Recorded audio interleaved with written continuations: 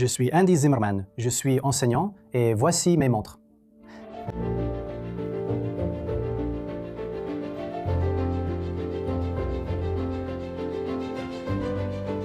Andy, merci d'être venu, mec. Merci de m'accueillir.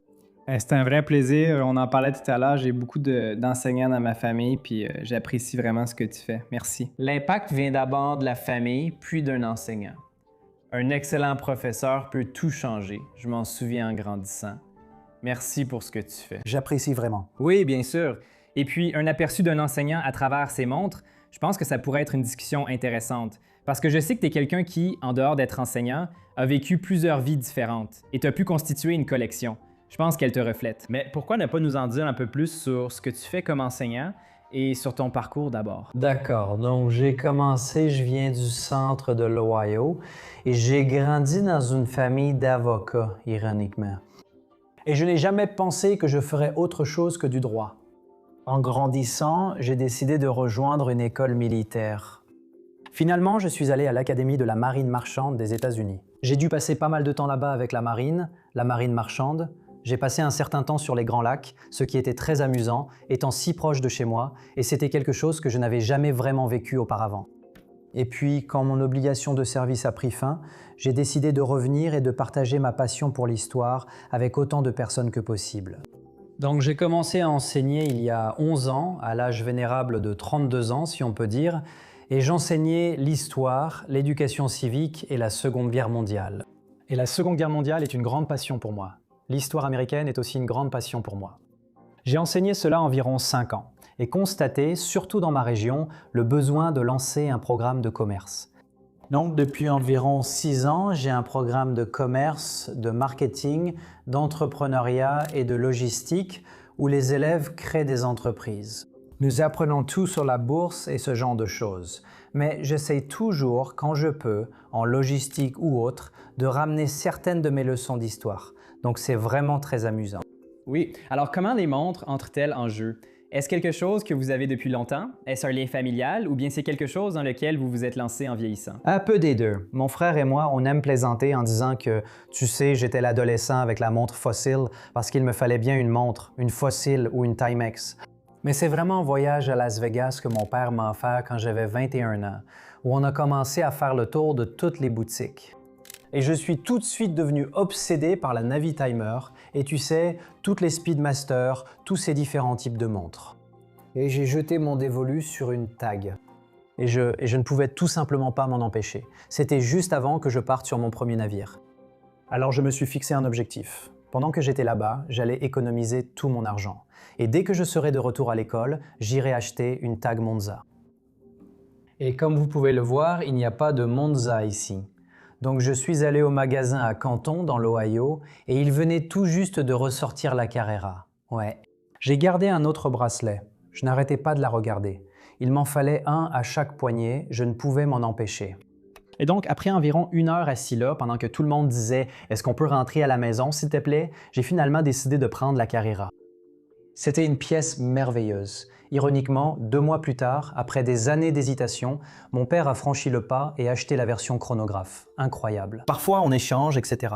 Récemment, j'ai dû mettre le bracelet rouge Mr. Wonderful ici parce que je n'ai pas pu m'en empêcher. Vous savez? Il approuverait cela. Bien sûr, je n'ai pas pu résister. Les couleurs de l'école de mes enfants et la mienne sont rouge et noir, donc il y avait aussi un aspect personnel. C'était le début. C'était le début du voyage, ouais. Et ensuite, ça l'a mené à quoi ensuite? Tu as mentionné que tu avais aussi ce lien avec ton père, genre ici mis. Est-ce que c'était déjà quelque chose qui l'intéressait ou est-ce que tu lui as redonné envie en achetant ça? Je pense que je l'ai un peu remis là-dedans parce qu'il avait toujours parlé d'avoir une Rolex Daytona. Maintenant, il n'en a pas, mais il a quelques excellentes montres et certaines que, encore une fois, on aime bien échanger de temps en temps. Et j'aime toujours en parler avec lui, même s'il n'achète plus. Mais il n'a jamais acheté la Daytona.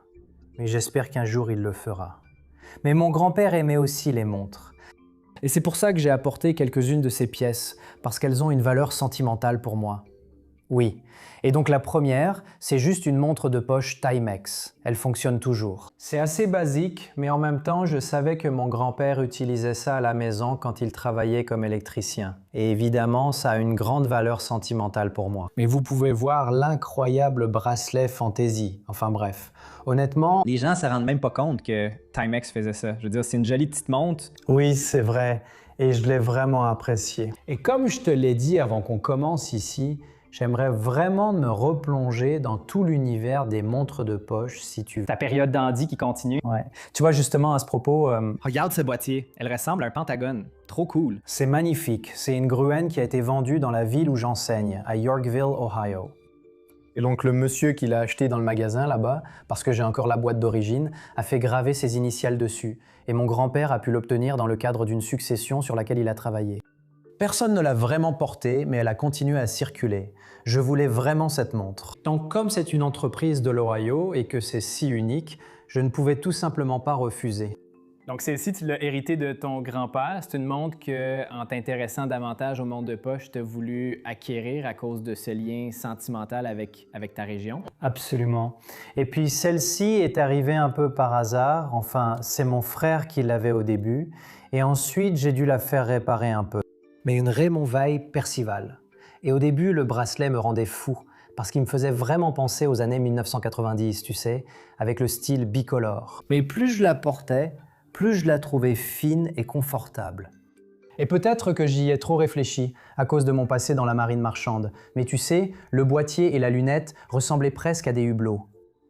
Oui, je vois ce que tu veux dire. Il y avait un peu de ça. Et j'adore la couleur de la couronne, là. Et donc, je me retrouve à la porter beaucoup plus souvent. Et je me surprends à aller vers des montres plus petites à cause de celle-ci.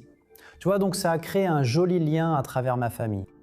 En regardant d'autres pièces ici, je remarque ces omégas sur la table. Elles sont radicalement différentes. Parle-moi davantage de celle-ci. Tu as l'édition Bond et une superbe pièce d'inspiration vintage qui ressemble à une Seamaster. Elle est magnifique. Dis-moi en plus. Donc j'ai une addiction à Bond. Et on va parler d'une autre personne. J'ai toujours dit que si je pouvais devenir l'une de deux personnes, on parlera de l'autre plus tard.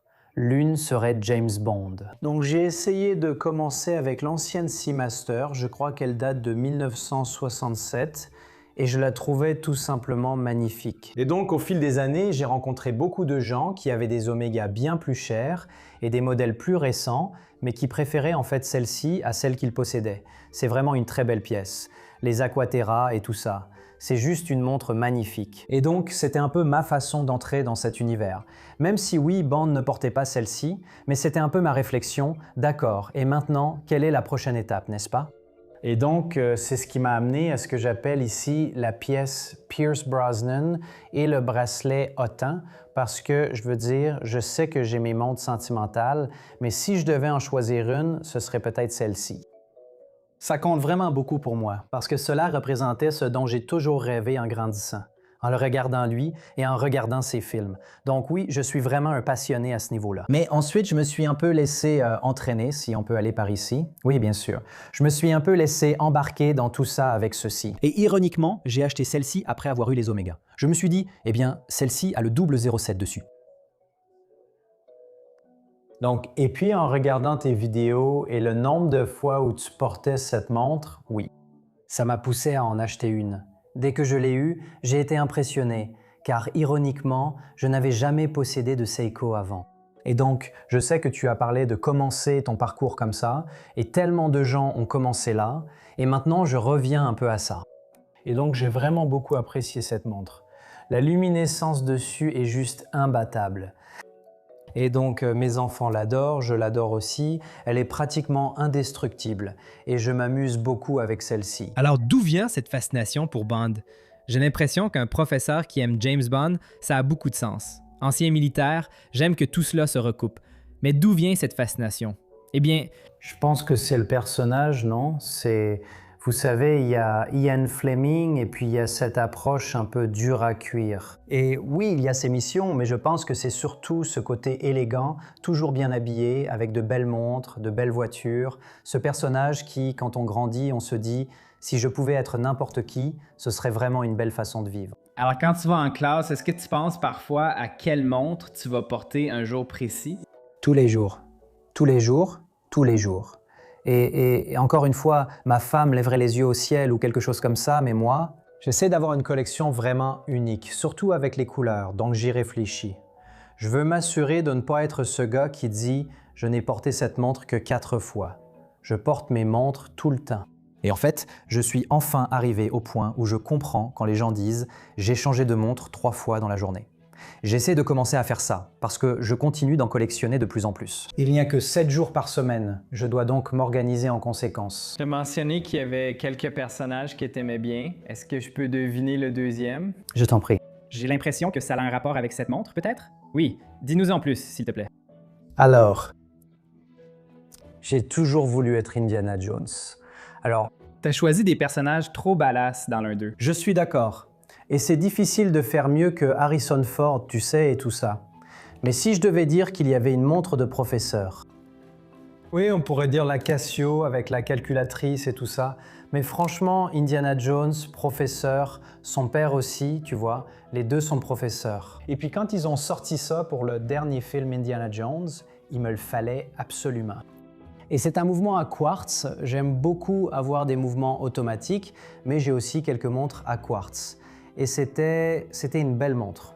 Et ça me fait vraiment réfléchir à pourquoi je me suis lancé là-dedans. Et le plus drôle, c'est mon histoire, parce que j'ai une histoire un peu unique et je ne suis pas seulement un enseignant. Je fais toutes ces autres choses en dehors de l'enseignement.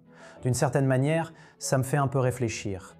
Indiana a toujours été là, l'enseignement aussi, mais il faisait plein d'autres choses. J'aime penser que je réalise un peu ce rêve. C'est vraiment une excellente montre. Est-ce que tu as déjà des réactions de la part de tes élèves, par exemple? Est-ce qu'ils te connaissent comme un collectionneur de montres à cause de ce que tu portes en classe? Est-ce que c'est déjà arrivé? Oui, c'est le cas, mais je l'avoue sans honte, je leur dis que je suis un passionné de montres. J'adore les montres et j'en suis vraiment fan. Et certains comprennent. Très peu d'élèves comprennent ça. Mais pour beaucoup, c'est difficile à saisir, tu sais, dépenser une certaine somme d'argent à cet âge-là pour des montres. Mais il y en a qui vont dire, eh bien, tu sais, la Rolex, Richard Mille, tu vois, ils veulent ça, ils veulent ce genre de montre. Mais donc, ils n'ont pas vraiment d'histoire. Ils voient juste ce que les autres portent et c'est ce qu'ils veulent porter. Alors, est-ce qu'il y en a en particulier qui ont suscité des réactions en classe? Absolument, je dirais la Pastèque Hello Studio Underdog. Oui, c'est ça. C'était une montre que je veux vous remercier de m'avoir fait découvrir cette montre. Et j'étais inscrit à très nombreux emails de notification pour essayer d'obtenir celle-ci. Et j'étais ravi quand je l'ai enfin eue parce qu'elle est vraiment unique. Je veux dire, le cadran est incroyable. Il attire naturellement le regard. Donc quand je me promène et que les enfants voient, si je ne porte pas celle-ci, c'est ma bague de l'académie qui attire souvent l'attention. Sinon, c'est celle-ci, tu vois, et donc ça attire toujours un peu les regards. Et j'ai vraiment pris plaisir à la porter juste pour voir, pas de manière arrogante ou quoi, mais juste pour voir leur réaction. Parce que les gens, naturellement, leur regard se porte dessus plus que sur toutes les autres. J'avais un TDA et du mal à me concentrer. Mais si mon prof portait ça, je serais bien plus attentif. Eh bien, au moins à la montre, c'est sûr. Oui, C'est ça. peut-être pas forcément le contenu, Ça avait réglé tous mes problèmes. en fait. Mais vous savez, c'est une entreprise formidable. Et j'adore le mouvement qu'il y a dedans. Et j'aime toutes les différentes combinaisons de couleurs qu'ils ont. Donc je devrais peut-être y retourner à un moment donné et faire de nouveau affaire avec eux. C'est vraiment unique. Richard, Leur fondateur a accompli un travail remarquable sur l'image de marque. De très belles montres, mais la marque a ce côté décontracté, nonchalant, avec une légère autodérision que j'aime vraiment. c'est génial. Très accessible, mais ça reste quelque chose qui peut vraiment te passionner. C'est vrai. Et je veux dire, si tu ne peux pas t'amuser dans ce métier, alors à quoi bon, tu vois, je suis totalement d'accord. Il y a les marques traditionnelles, mais aussi toutes ces micro-marques qui apportent vraiment quelque chose de spécial. J'adore celle-ci. Tu as évoqué le stéréotype du professeur avec des montres numériques. Tu en possèdes plusieurs. Peux-tu nous en parler? Oui, celles-ci sont très personnelles pour moi et je les ai depuis au moins celle-ci depuis très longtemps. Donc j'ai une Timex Ironman que j'ai depuis plus de 20 ans. Et je l'ai eue à peu près en même temps que la tag. Et celle-ci a voyagé dans le monde entier avec moi. Waouh! Et j'ai rarement eu à changer la pile ou à faire quoi que ce soit dessus. Elle a vraiment résisté à l'épreuve du temps. Et la luminescence a continué à bien fonctionner parce que quand on est sur un navire, surtout là où j'étais, sur la passerelle de navigation, il faut garder l'éclairage faible pour pouvoir voir tous les autres navires autour. Donc cette montre était excellente pour ça. C'était mon réveil, c'était tout. Et donc cette montre a voyagé partout dans le monde, au Moyen-Orient, en Europe, en Extrême-Orient. Et je continue encore à l'utiliser chaque semaine, même si je fais des travaux à la maison ou autre chose. Elle est toujours parfaitement réglée, je le vois, tu ne mens pas. Oui, je veux dire, elle a été excellente. Et puis je serais négligent si je n'en parlais pas, parce que la Casio World Timer, mon fils, qui a 11 ans, mes 2 garçons aiment les montres et ils tiennent ça de moi. Mais mon fils de 11 ans serait fou d'être ici. Je veux dire, il adore les montres. Et donc, 1 an, il a dit « Je veux vraiment t'offrir quelque chose ». Alors, il est allé m'acheter cette World Timer. Fantastique. Et puis, ma fille, qui va avoir 8 ans, a dit « Eh bien, moi aussi, je veux faire quelque chose ».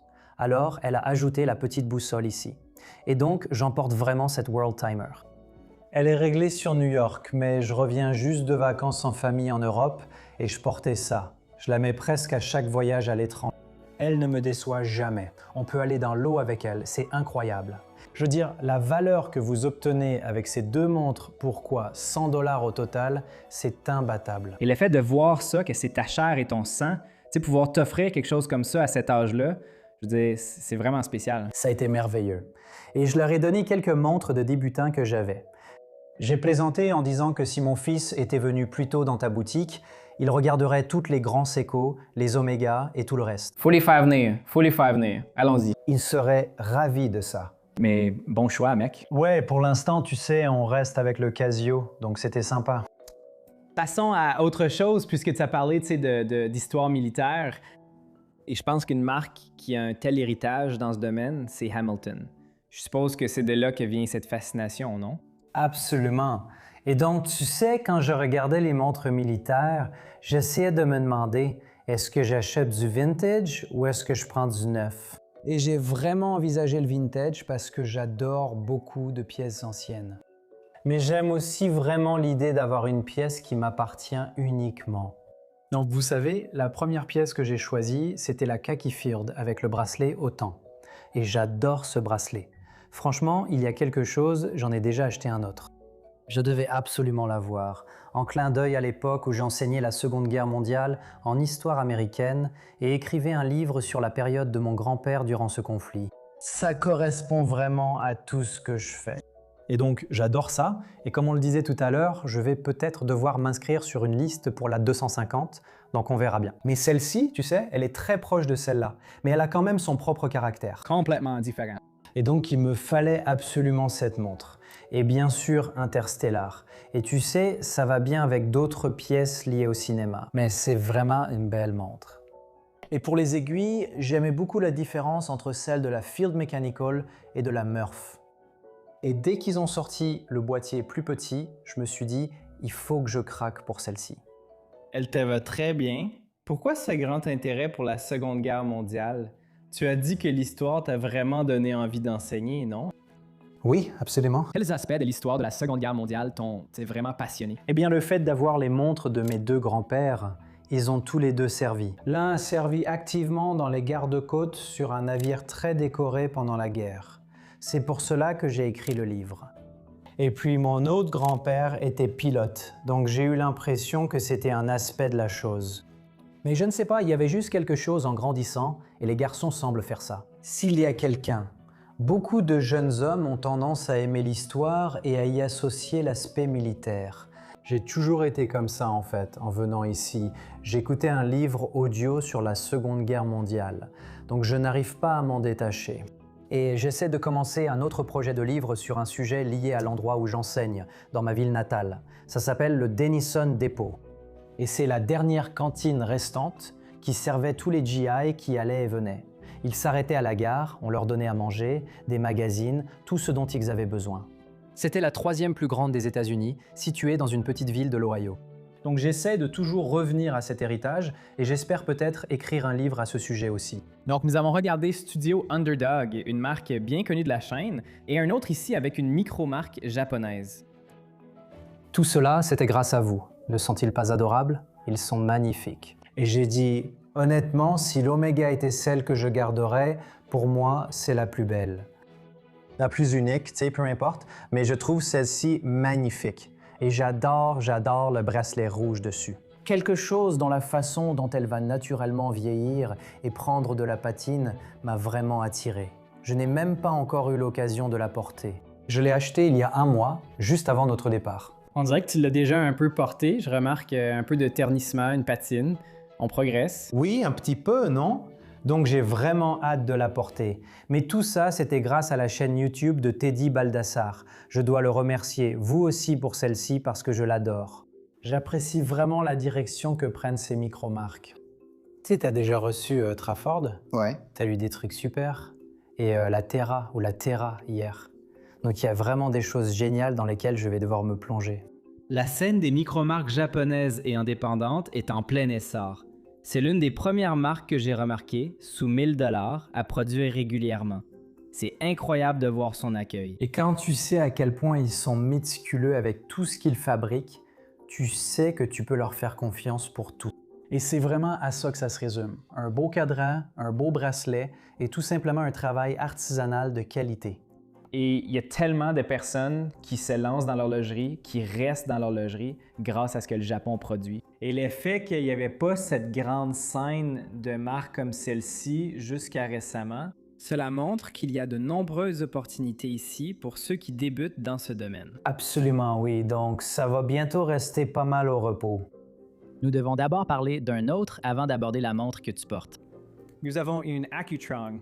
Ouais, je n'ai pas pu m'en empêcher. Il y a quelque chose, mon objectif ultime, c'est d'avoir la Moonwatch. Je veux dire, il y a quelque chose, ça a toujours été la montre pour moi. Je veux dire, Si j'obtiens le Graal. c'est le Graal. Et de préférence, même si je ne sais pas comment je pourrais mettre la main dessus, mais l'édition Snoopy. Je pense juste que c'est la montre la plus cool. Mais je me contenterai de l'original, tu sais, à un moment donné. Donc, comment on y arrive petit à petit, n'est-ce pas? Et c'est en partie ce qui m'a amené à ça. Mon père possède une superbe Accutron en or à la maison. J'ai alors commencé à m'intéresser davantage à la marque et j'ai découvert la Spaceview. Et on ne trouve tout simplement pas une montre comme ça, même parmi les modèles plus récents qui, tu sais, s'en inspirent un peu. Mais celle-ci est vraiment unique. Mais je sais, et j'adore ça. Le bracelet est vraiment unique, tout comme la combinaison de couleurs.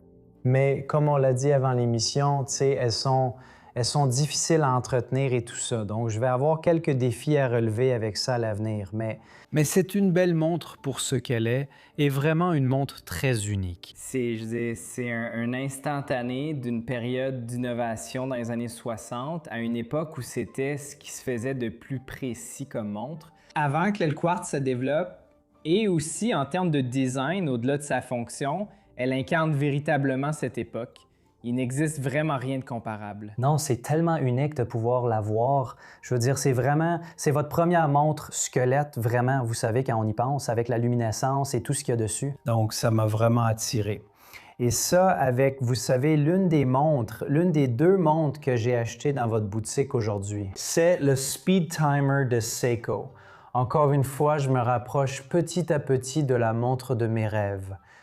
Donc, je devais les prendre et, en quelque sorte, les ajouter à la collection. Ouais, pour l'entretien, c'est un peu plus difficile à entretenir de nos jours. Peut-être que quelqu'un a des recommandations, on peut les laisser dans les commentaires. J'aimerais vraiment avoir des retours à ce sujet. Et puis finalement, tu as parlé de ton parcours avec Seiko, qui est peut-être pas le parcours habituel de beaucoup de gens. Mais maintenant, tu y reviens et tu reconnais qu'il y a vraiment de quoi se faire plaisir. Et tu as l'une de leurs nouvelles montres GMT de terrain. C'est ce qu'on va appeler le cadran polaire blanc. Elle est magnifique. Je suis passé à la boutique plus tôt et j'ai pris le Speed Timer. Mais aussi, C'est devenu une tradition. Les gens viennent à l'émission, vont à la boutique et il se passe toujours quelque chose. c'est bon pour les affaires, non? Je veux dire, C'est comme ça, c'est un bon problème à avoir. Ouais. Eh bien, et je me suis dit que ce serait un excellent sujet de discussion. Donc, ils se sont vraiment bien occupés de moi là-bas au magasin et j'adore le bracelet. Il est magnifique. Vraiment, si tu regardes ici, à part vraiment la montre Indiana Jones Bolton, j'ai pas vraiment de montre blanche, tu vois. Donc, j'essaie de comprendre. je me tourne de plus en plus vers le noir et franchement, la version noire est superbe. Et quand nous étions en vacances récemment, je veux dire il y a seulement quelques jours, nous étions en Sardaigne. Et le mari de la cousine de ma femme est dans l'armée et il portait la version noire de celle-ci. Il venait juste de l'acheter. Je l'ai regardé et dit « J'espère vraiment mettre la main sur la version à cadran polaire, mais j'ignore quand. » J'ai donc de la chance que vous en ayez un. Donc c'est magnifique, j'adore l'orange dessus avec la fonction GMT. La fonction GMT aussi, je veux dire, à part votre Greg Gift ou votre World Timer, mais pour un vrai GMT, comme celui-ci, avec une disposition d'aiguille comme ça, c'est le seul. Il faut un peu de tout, n'est-ce pas? Je le vois ici, c'est l'idée. Donc la collection continue. Andy, merci beaucoup, j'apprécie vraiment, merci pour l'invitation. Être enseignant, c'est selon moi l'un des meilleurs métiers. Je te félicite de l'exercer. Je sais que c'est une passion pour certains. Certains jours sont gratifiants, d'autres moins, et il y a beaucoup à gérer. Mais j'aime vraiment ça, je veux dire, et j'aime les élèves et tout le reste. Et je suis vraiment reconnaissant que tu m'aies invité, et j'adore ce que tu fais avec ta chaîne. Alors continue comme ça. C'est un véritable plaisir, monsieur. Merci, merci.